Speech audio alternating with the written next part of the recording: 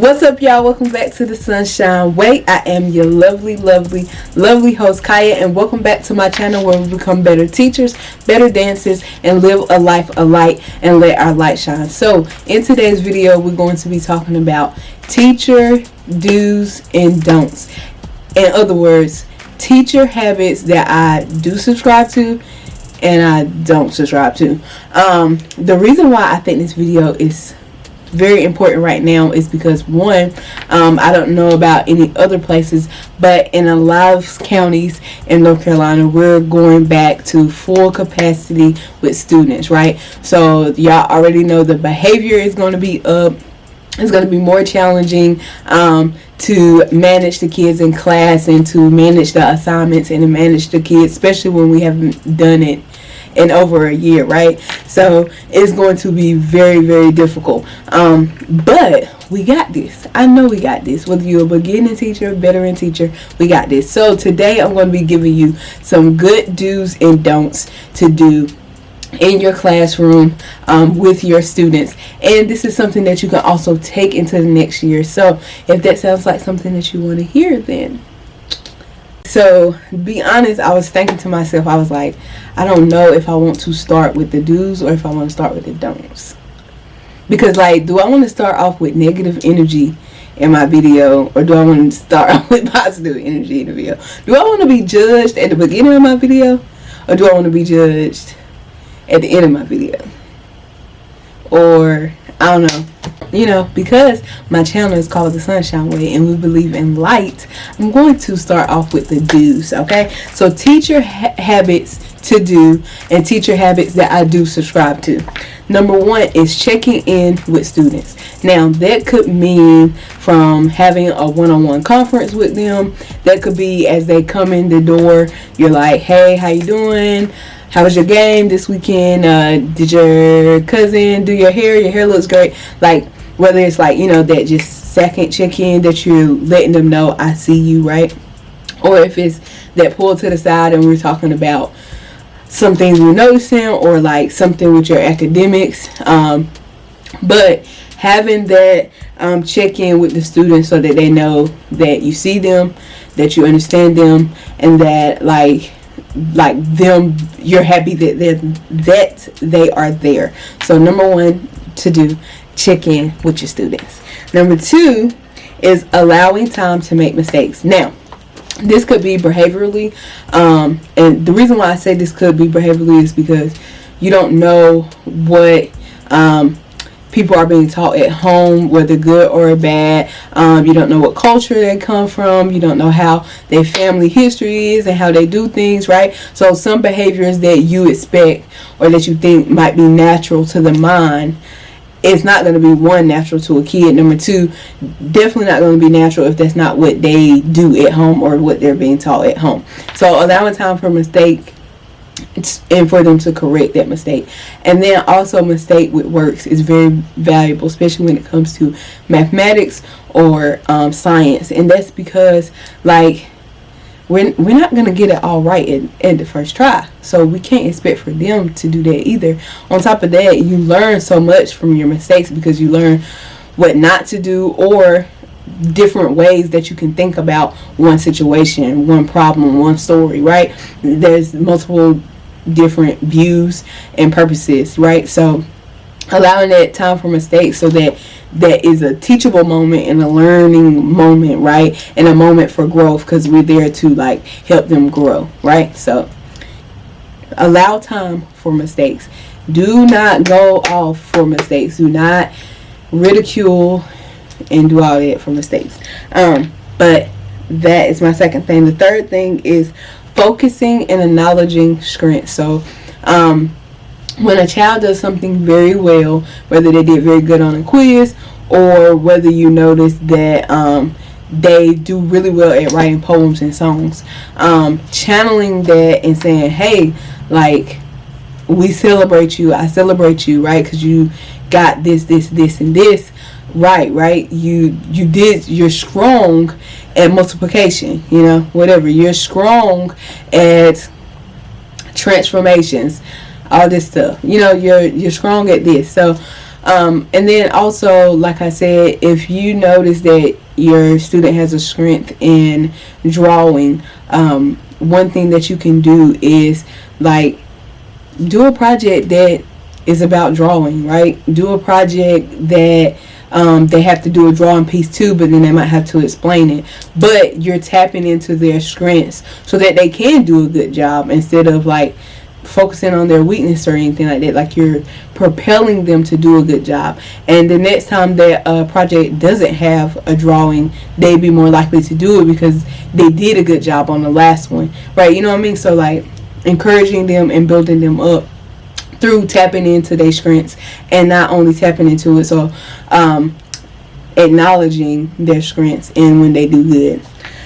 The fourth do is making content fun and interesting. So I'm a definitely advocate for that, because nobody likes to be bored, first of all, but you want the content to feel like they can use it, right? So this is something that I'm learning now, and this is something that I can put out later, right? So using those real world problems, those real world situations, help them see like, oh, that is true. And a great example of that is definitely just your basic algebra and your equations. Because, you know, if you go to the movies and you say, I have $10 and bag of popcorn costs this, right? And I want to buy this many bag of popcorns. Do I have enough? You know, that's logical things that you're going to do. Like, you're going to go to the movies, or you're going to go to the grocery store and buy groceries. And if you have a certain amount of money, you kind of got to be able to calculate that in your head, or kind of like estimate that in your head through equations. But you just don't know that you do that. But helping them to make that connection is so valuable. So valuable. The next thing is the last do is being relatable. So being relatable is very, very important. Like, you want to find something. Don't fake the phone, because if you fake the phone, the kids will call you out and they will notice. But be relatable to the point of where you are able to make a connection in some capacity with the kids. Like, you want to be able to do that. And this is severely important for middle and high school kids, because half of the time they don't even want to be there. So you got to give them something. You got to give them something to work with.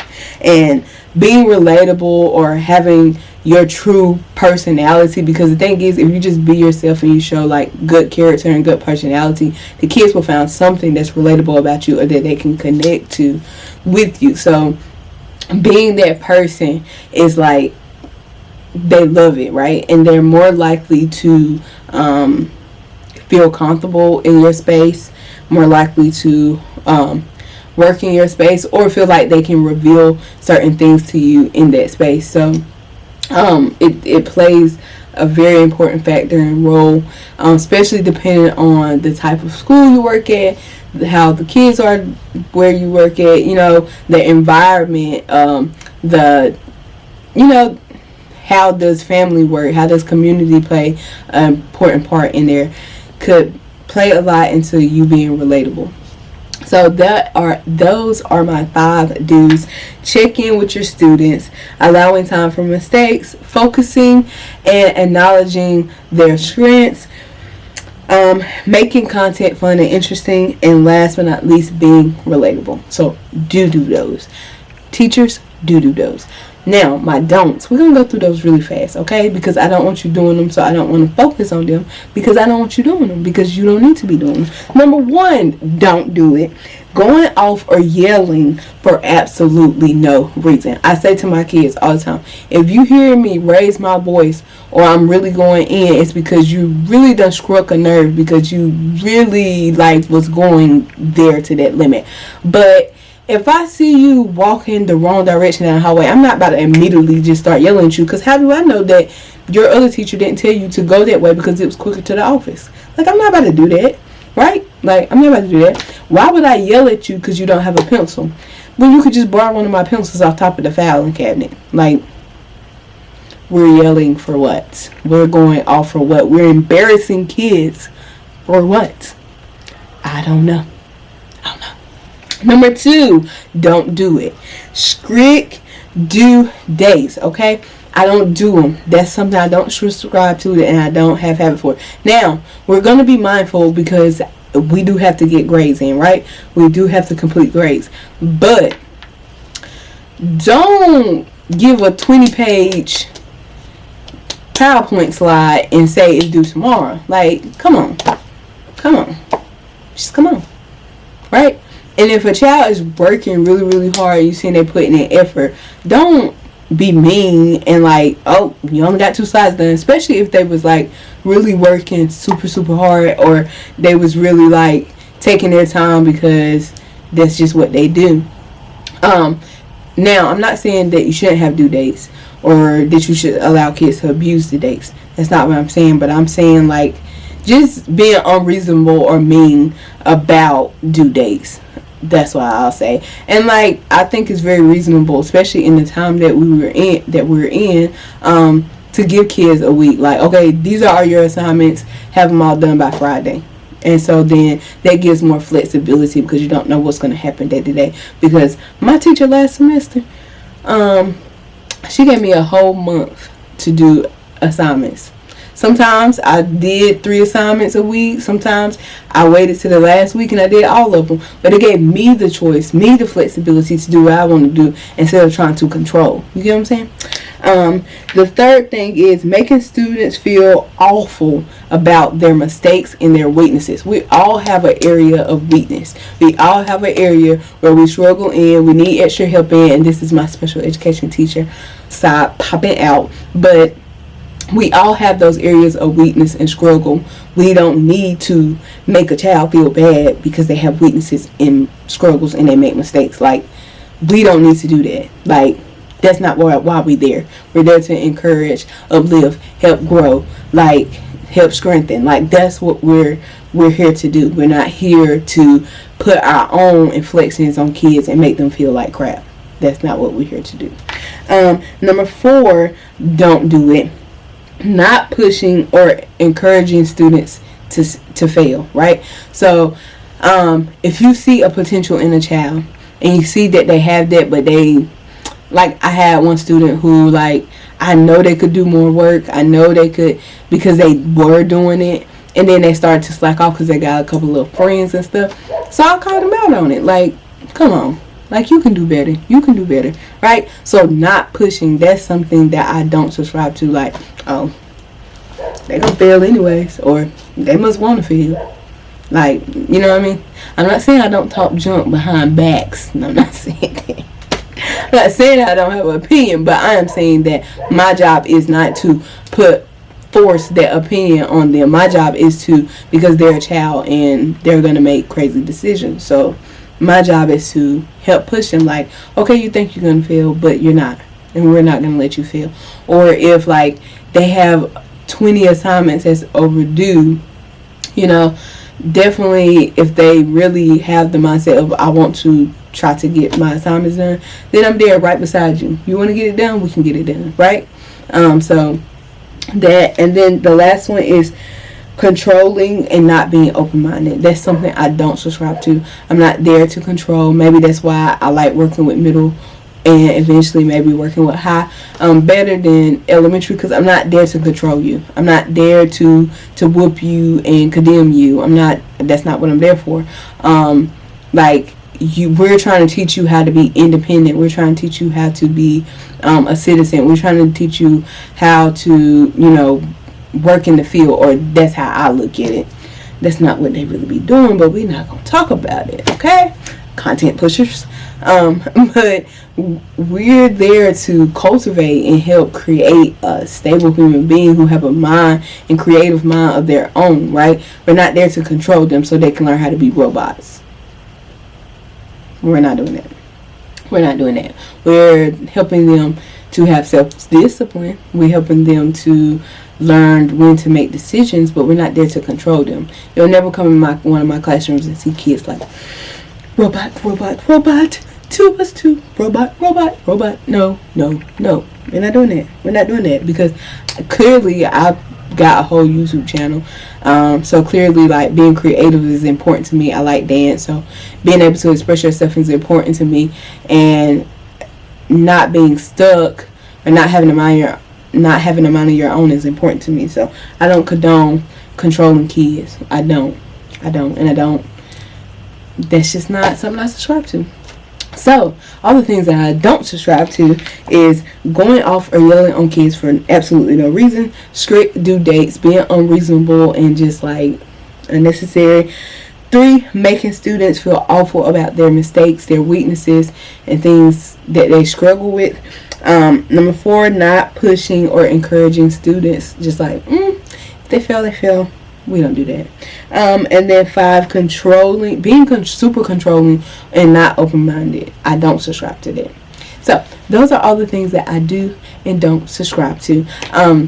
You have made it to the end of this video. If you like any of those do's as far as teacher habits that you do subscribe to, then drop them down in the comment section down below, or comment your own teacher habits that you do and don't subscribe to. That's all I have for the list today, but that's not all that there is.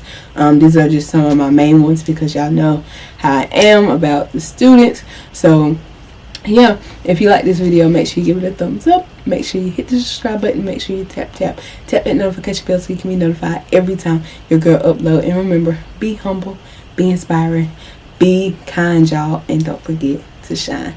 I'll see y'all on the next one. Peace. Bye.